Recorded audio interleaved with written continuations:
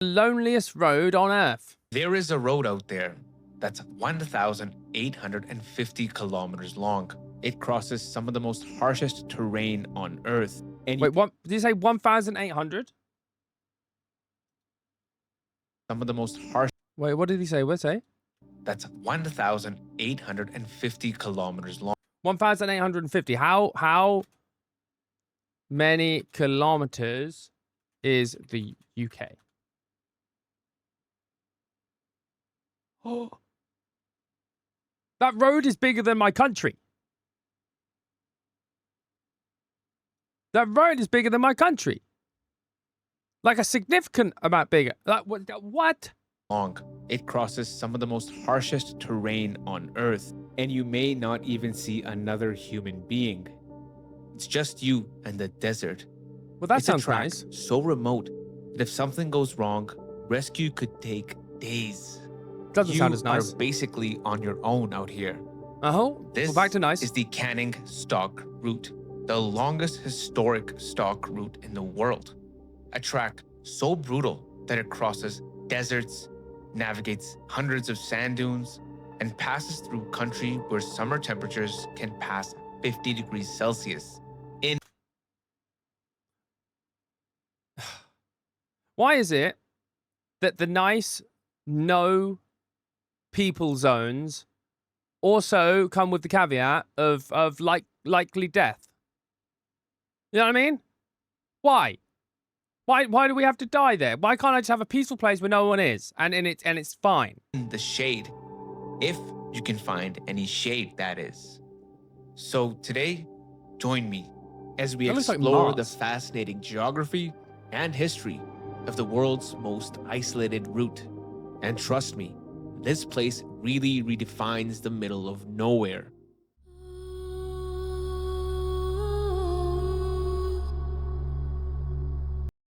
It really weirds me out that there's trees in the outback. I just assumed it was all Mars-like.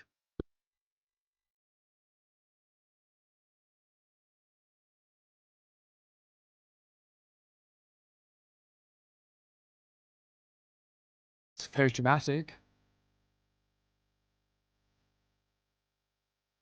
Very dramatic music for a road.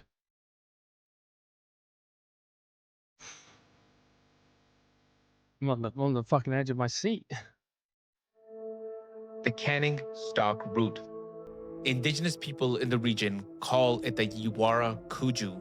It cuts through the heart of Western Australia's Great Sandy and Gibson deserts, running from Halls Creek in the north down to Wiluna in the south. This is one of the most sparsely populated regions on the entire planet. I thought it would be like a really like habitat place to another like popular place. That generally feels like such a really long stretch of road to also land yourself in the middle of nowhere after traveling along the middle of nowhere. No? Look. One of the most sparse. What? We have a follow-up video we need. Loneliest road, and then wherever the loneliest road goes, the loneliest place on Earth. Sparsely populated regions on the entire planet. And the entire route, just two small indigenous communities. The Kuna Wiradji community with 76 residents, and Billy Luna with 202 residents.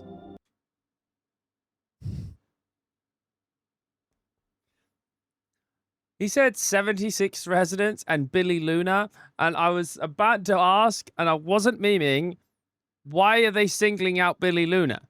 Why is there 76 people and then, like, as a separate entity, Billy Luna? What did he do? I was about to ask that. Okay, I'm glad you clarified it's the next town. The Okay, nearest sorry. major city, well, that's Perth, and that's over 1,000 kilometers away from the southern end. Watch a video on From that. space, this region appears like an endless ocean of red and orange.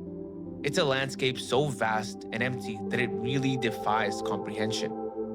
Now, this isn't like your modern paved road. It's a historic stock route, initially designed to move livestock in large numbers. And its history is both fascinating and tragic. But today, it's become a mecca for adventurers looking to traverse the track on either foot, bicycle, or their vehicles. So is it kind of like what was it? Is it like Route 66 in America, but like extreme edition? Kinda? Yeah, I know what livestock is, Dell. The route actually traverses 3 deserts: the Gibson Desert, the Great Sandy Desert, and the Little Sandy Desert. And if you take a closer look, each of these deserts kind of has its own personality, its own way of trying to kill you. The Great Sandy Desert in the north is characterized by massive parallel sand dunes running. Get that cow out of here. Get the cow out of the chat. YouTube, don't worry about this bit. Honestly, just calm your mind. Zone it out. Get the fucking cow out of here. You still watching? Stop. I told you to zone out for a second. East to west, some stretching for over 100 kilometers. Now, these are dunes about 10 to 20 meters high that you have to cross, one after another, for hundreds of kilometers. And if you 10 to make it 20 through meters? there, you're now in the Gibson Desert, which is a different beast entirely.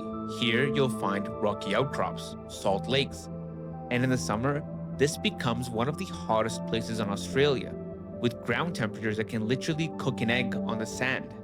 Now to the question that you're Jesus. probably asking. Who on earth looked at this and thought, yeah, let's build a road here? Yeah, I'm The thinking that answer actually. is a man named Alfred. Wait, is that some water? Is that water there? Kind of looks like river-esque. It looks blue. I was under the impression that most water just sort of evaporates here. Canning, and the year was 1906. You see, back then, cattlemen from the East Kimberley region were having a problem supplying the South with cattle. The South was home to goldfields and needed a constant supply of beef. The major problem was most of the cattle from the Ugh. East Kimberley region were Too many cows in this video. They should have done a disclaimer that there is a cow in this video. infected with clicked the it. tick. And these ticks often carried a parasitic disease called babesiosis, and thus many were prohibited from being transported to the southern markets by sea due to a fear that the ticks would survive the journey and spread to the other regions of Australia. Wait, what does the This disease meant do? there was a massive monopoly on cattle from only the West Kimberley region. And this monopoly resulted in high prices for the beef. James Isdell, an East Kimberley pastoralist and politician, then raised the idea that the cattle tick would be unable to survive a desert crossing. He lobbied the government to make a path through the desert. The government approved of Did this it work? idea as it presented a way out of their meat supply problem. The solution: create an overland stock route. But one tiny problem: nobody knew if it was even possible to cross this desert with cattle. Enter Mr. Alfred Canning, a government surveyor who was tasked with finding water sources and making a route through the nearly 2,000 kilometers of unmapped desert. So between 1906 and 1910, Canning and his team did the impossible. They located 54 water sources, mainly soaks and native wells, and established wells along this route. But here's So that was pretty much the main like difficulty, right? They just had to find the water along the way. Also, as well, that man was not what I expected to be the guy that like navigated this place.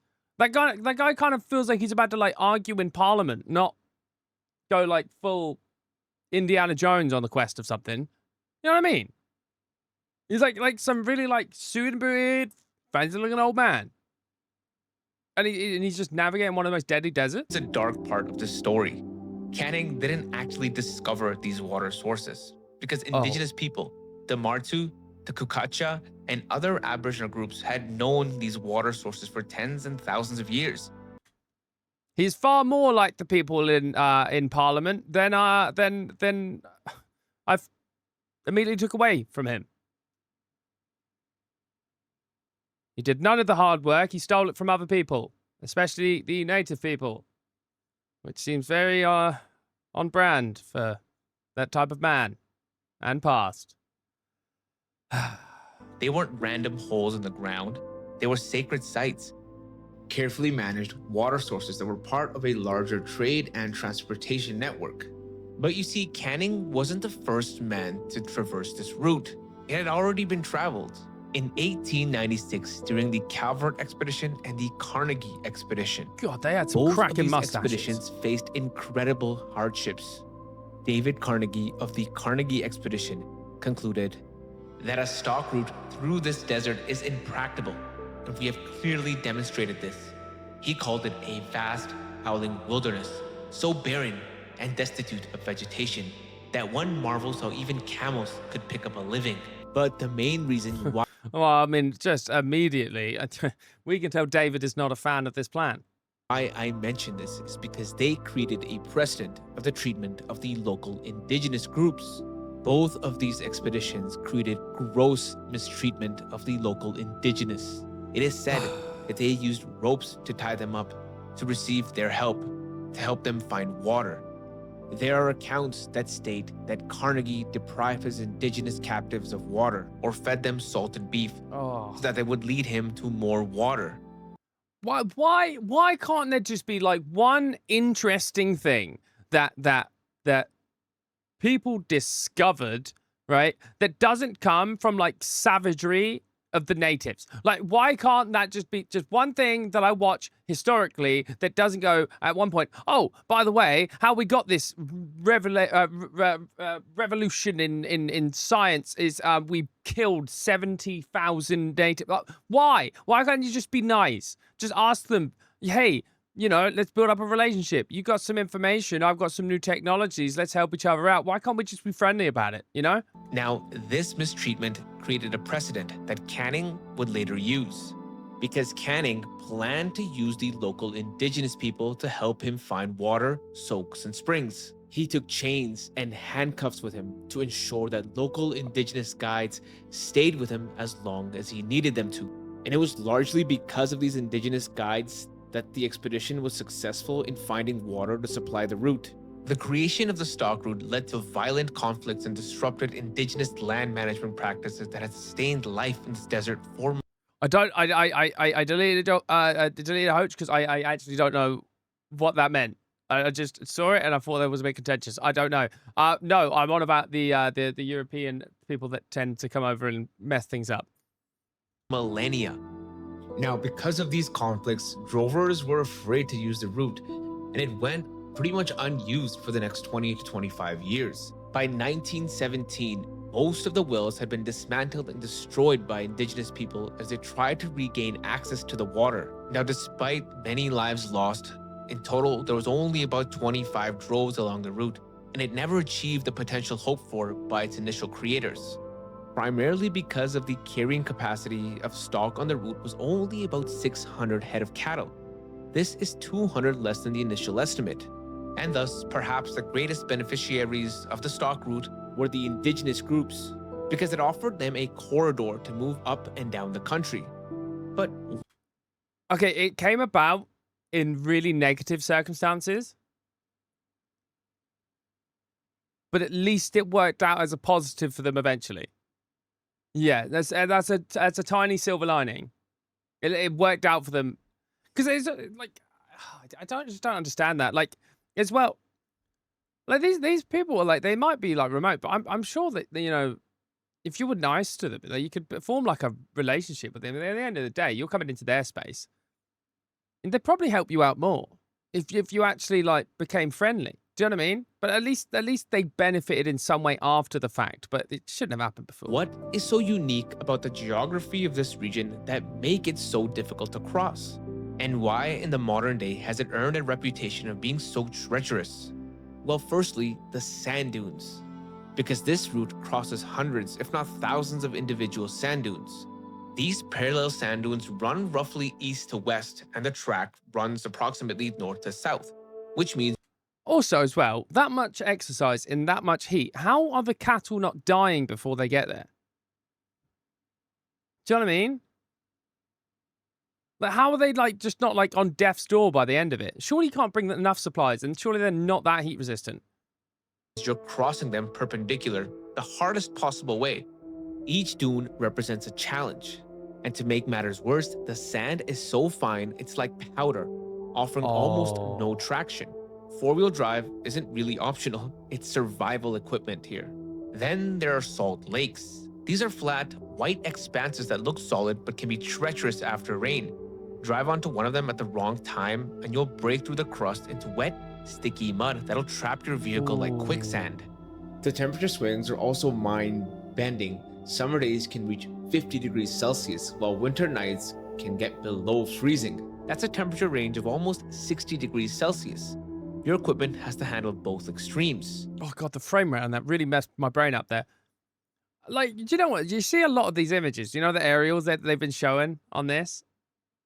It really does look like Mars. And we're like spending billions and billions to get to Mars.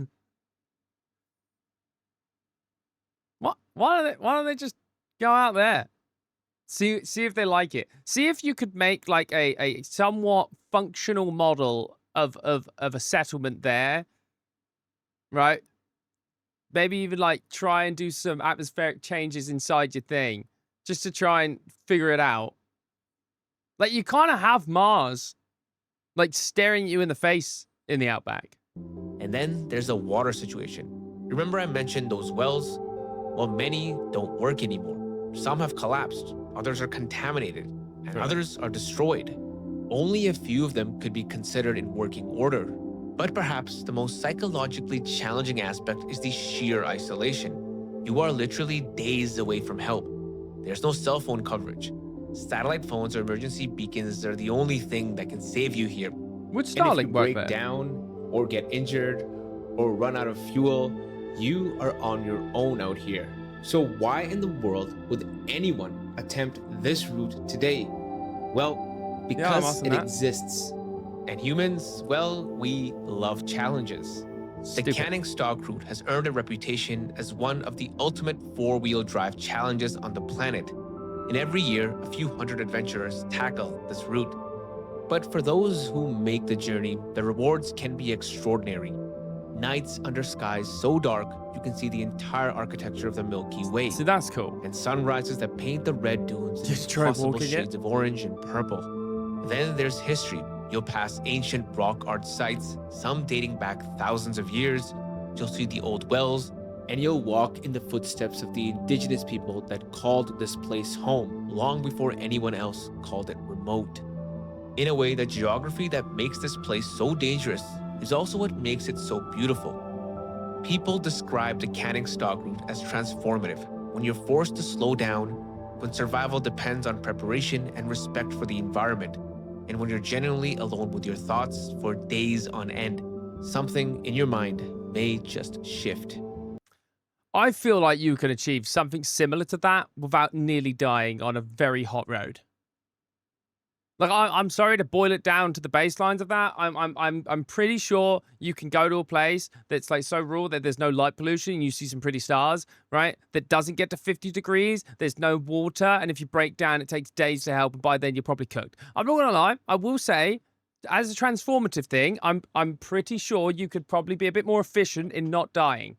And thus, the Canning Stock route is more than just a track through the desert.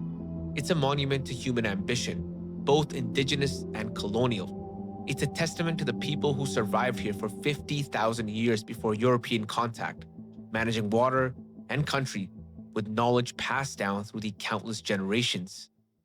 Where the creation of the infrastructure often came at a great cost for the local indigenous people. Mm-hmm. And today, it's one of the last true wilderness challenges on Earth. In a world where you can Google Street View nearly everywhere, where cell towers reach mountain peaks, and where GPS can pinpoint your location to the meter, the Canning Stock route remains genuinely remote, genuinely dangerous. Like so daunting And there you to be in the have middle of that. the world's loneliest road, the Canning Stock route. 1,850 kilometers of the most isolated road on Earth, where geography provides the greatest challenge.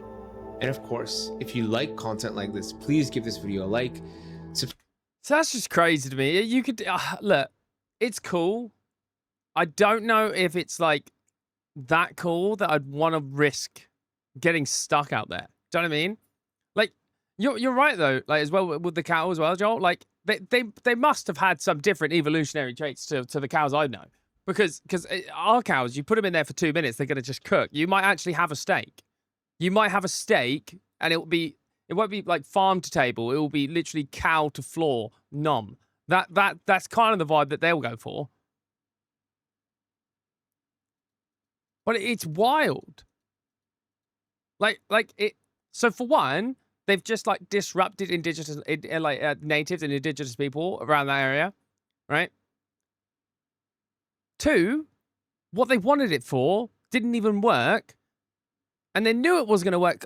Thirdly, right? Because someone 100 years before that said this isn't going to work, but they tried it anyway, and did the normal colonizing thing.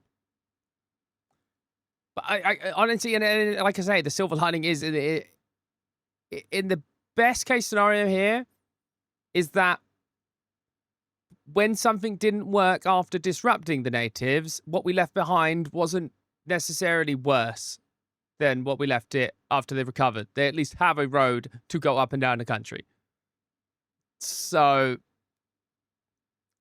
I guess, small victories, big wars. Right. I appreciate you. That was far more depressing than I thought it was gonna be. Loneliest road on earth. Making me go all deep. I've been on stream for an hour. Sorry, YouTube. Just waffling. Well, on that note, I'll see you in the next one. Thank you for watching. Would you drive there? Let me know.